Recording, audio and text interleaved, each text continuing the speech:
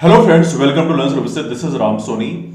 आज हम डिस्कस कर रहे हैं मध्य प्रदेश इकोनॉमिक सर्वे के बारे में। मध्य प्रदेश इकोनॉमिक सर्वे आज मतलब 28 फरवरी 2023 को जारी किया गया है। इसके कुछ महत्वपूर्ण फैक्ट्स जिसको जानेंगे जो एग्जाम पॉइंट ऑफ व्यू से काफी इंपॉर्टेंट है। Let's talk about everything one by one.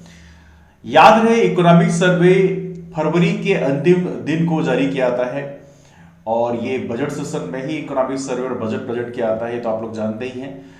कल 1 मार्च को मध्य प्रदेश का बजट प्रस्तुत किया जाएगा। 1 मार्च 2023 को मध्य प्रदेश का जो बजट है, जो कि 2023-24 में हमारी गवर्नमेंट की पॉलिसी क्या होंगी, कहां पे कितना खर्च किया जाएगा, उसके बारे में इंफॉर्मेशन बजट में दिया जाएगा। इकोनॉमिक सर्वे फिर क्या होता है? इकोनॉमिक सर्वे में जो पिछला साल है मतलब दिसंबर 2022 तक का जो डेटा है उसको कैलकुलेट किया जाता है, प्रोसेस किया जाता है और बताया जाता है कि हमारी अर्थव्यवस्था ने कैसे परफॉर्म किया, हमारी पर कैपिटा इनकम कितनी रही है। इसे बोलते हैं प्रति व्यक्ति आय। अब प्रति व्यक्ति आय में थोड़ा सा आपको समझना है, पर कैपिटा इनकम में ये दोनों ही फॉर्म में हम लोग कैलकुलेट करते हैं। करंट रेट के हिसाब से भी कैलकुलेट किया जाता है, बेस रेट के हिसाब से कैलकुलेट किया जाता है। करंट रेट मतलब होता है प्रचलित भाव, बेस रेट का मतलब है स्थिर भाव। याद रहे, दोनों ही प्रकार से एग्जाम में क्वेश्चन पूछा आता है। ऐसे मध्य प्रदेश सरकार आमतौर पर जो करंट रेट के हिसाब से जो पर कैपिटा इनकम है उसको ज्यादा एग्जेजरेट करती है, उसको बताती है लोगों को कि हाँ देखो हमारा पर कैपिटा इनकम इतना हो गया है, क्योंकि आमतौर पर वो अमाउंट ज्यादा होता है। लेकिन एग्जाम में कई बार बेस रेट से पूछ लिया आता है। जैसे अभी हाल ही में मध्य प्रदेश पीएससी का जो एडीपी का एग्जाम हुआ था रिटन का, उसमें प्रॉपर तरीके से उन्होंने बेस रेट के हिसाब से मतलब स्थिर भाव के आधार पर कैपिटा इनकम पूछ लिया था। तो ये चीजें थोड़ा सा आपको पता होना चाहिए। हमारी जीडीपी कितनी रही है, जीडीपी का जो परफॉर्मेंस है पिछले साल की तुलना में कितने परसेंट रेज हुई है, ये सारी चीजें आमतौर पर हम लोग इकोनॉमिक सर्वे में डिस्कस करते हैं। आइए डिस्कशन की शुरुआत करते हैं। Let's start the discussion for this one.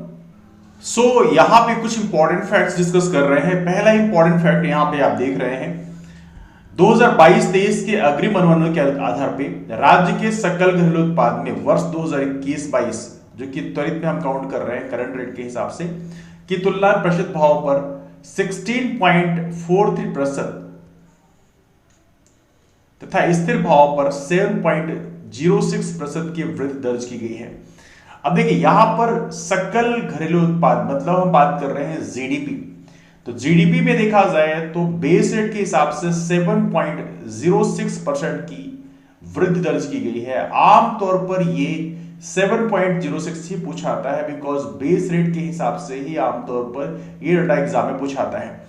अब देखिए, यहां पर आपको समझना है, आधार वर्ष 2011-12 होता है। हमेशा जब बेस रेट आप फाइंड आउट करते हैं तो वहां पर जो आधार वर्ष होता है वो होता है 2011-12। इसको भी आप लोग यहां पर याद रखेंगे। अब आधार वर्ष 2011-12 के स्थिर भाव पर मध्य देश के सकल घरेलू उत्पाद में वित्तीय वर्ष 2021-22 की तुलना में वर्ष 2022-23 में 7.06% वृद्धि दर का अनुमान है, जबकि वर्ष 2021-22 में 2020-21 की तुलना में 10.43% की वृद्धि दर्ज की गई थी। अब यहां पर आपको क्या समझना है? यहां पर आपको यह समझना है कि इस बार 7.06% की वृद्धि दर्ज की गई है, लेकिन लास्ट ईयर ही 10.43% हुआ करती थी। मतलब इस बार जो ग्रोथ रेट है वो थोड़ी सी कम हो गया है।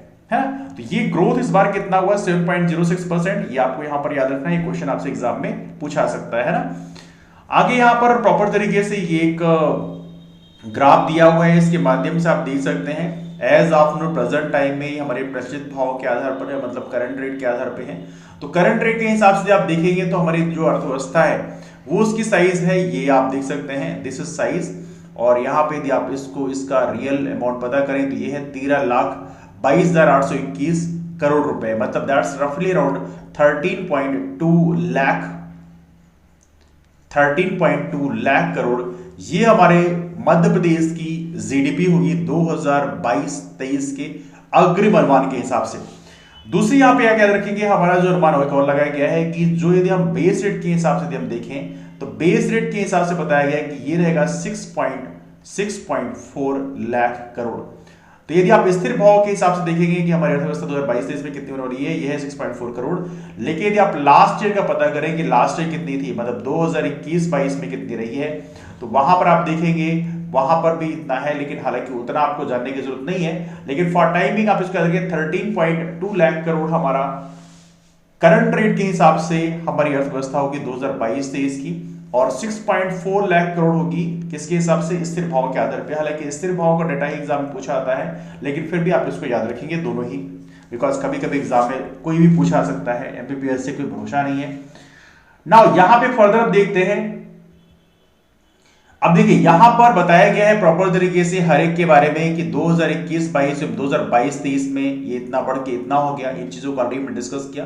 अब एग्जैक्टली सेम अमाउंट तो याद रखना पॉसिबल नहीं है, लेकिन फिर भी थोड़ा सा एक रफ आइडिया आपके पास में होना चाहिए, इसलिए मैंने 6.4 लाख करोड़ और यहां पर बता दिया आपको 13.2 लाख करोड़ हमारी जीडीपी है। इतना आपको यहां पे एटलीस्ट याद रखना है। एक और महत्वपूर्ण पॉइंट है जो आपको यहां पे याद रखना है, राज्य के सकल घरेलू उत्पाद में स्थिर भावों पर वर्ष 2022-23 के अग्रिम के दौरान विगत वर्ष से प्राथमिक क्षेत्र में 5.24% की वृद्धि दर्ज की गई, सेकेंडरी सेक्टर में 5.42% की और टर्सरी सेक्टर में 9.99% की वृद्धि दर्ज की गई है। ये काफी इंपॉर्टेंट है, इसको आप लोग याद रखें। ये स्थिर भाव के आधार पे है, मतलब ये किस पे है, बेस रेट के आधार पर। बेस रेट का ही डेटा इंपॉर्टेंट होता है, तो बेस रेट के आधार पर चूंकि करंट रेट में ऑब्वियस बात है इन्फ्लेशन वगैरह सारी चीजें जुड़ जाती है, तो वो एग्जैक्ट हमारा जीडीपी को रिप्रेजेंट नहीं कर सकता है। रियल जो रिप्रेजेंटेशन आपको देखना है तो बेस रेट के हिसाब से आपको रियल डेटा देखने को मिलता है। तो 5.24% जो है प्राइमरी सेक्टर में ग्रोथ मिली। प्राइमरी सेक्टर में कौन आता है, एग्रीकल्चर और जो एलाइड एक्टिविटीज हैं वो प्राइमरी सेक्टर में आती हैं, जिसमें आपको पता होना चाहिए जो लोग एग्रीकल्चर सेक्टर में काम करते हैं, प्राइमरी सेक्टर में काम करते हैं, उन्हें हम लोग रेड कॉलर वर्कर्स ही बोलते हैं। क्या बोलते हैं, रेड कॉलर वर्कर। तो ये भी आप लोग याद रखें। तो रेड कॉलर वर्कर की एरिया में मतलब प्राइमरी सेक्टर में जो ग्रोथ पाया गया वो है 5.24%। सेकेंडरी सेक्टर की बात करें, यहां पर ग्रोथ पाया गया 5.42%। सेकेंडरी सेक्टर मतलब जो मैन्युफैक्चरिंग इंडस्ट्रीज है वहां पे जो होता है उसे हम सेकेंडरी सेक्टर में काउंट करते हैं, और सेकेंडरी सेक्टर में काम करने वाले लोगों को हम लोग बोलते हैं ब्लू कॉलर वर्कर्स। क्या बोलते हैं, ब्लू कॉलर वर्कर्स। यहां पर 5.42% की वृद्धि देखी गई। और तृतीय क्षेत्र की बात करें, यहां पर जो अनुमान लगाया गया वो कितना है, 9.9%। इसे बोलते हैं टर्सरी सेक्टर। टर्सरी सेक्टर में जो लोग काम करते हैं उन्हें बोलते हैं व्हाइट कॉलर वर्कर्स। क्या बोलते हैं, व्हाइट कॉलर वर्कर्स। तो यहां पे हर एक सेक्टर का यहां पे ग्रोथ अनुमान दिया गया है, जिसको आप लोग यहां पर याद रखेंगे। कई बार ऐसे क्वेश्चन एग्जाम में पूछ ले आते हैं।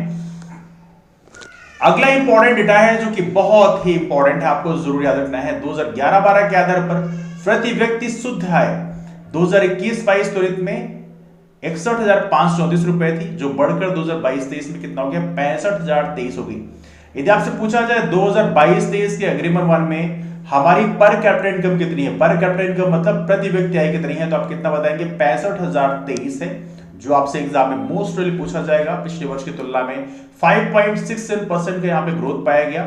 वहीं पे यदि आप करंट रेट के हिसाब से प्रचलित भाव के आधार पर देखेंगे तो यहाँ पर प्रति व्यक्ति आय जो है 2021-22 में 1,21,594 रुपए थी, लेकिन अब वो बढ़कर 1,40,583 हो गई है।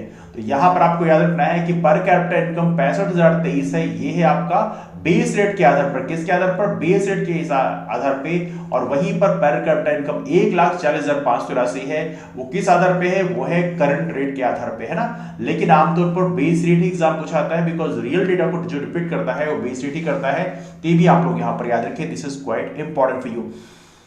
नाउ यहां पे कुछ और चीजें देख लेते हैं। Let's talk about few more things.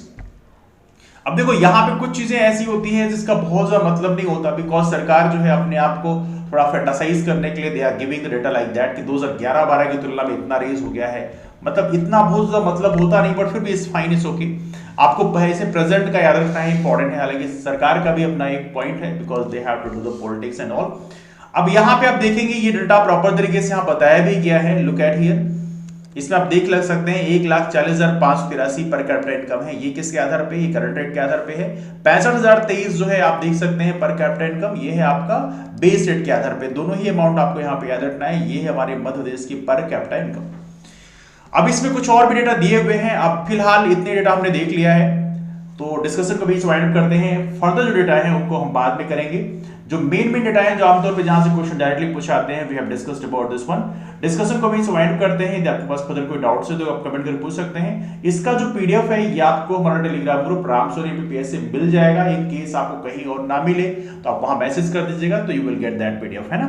Discussion को बीच वाइंड अप करते हैं, मुलाकात करते हैं फिर। तब तक के लिए bye bye, take care, have a wonderful day, keep move forward and take care.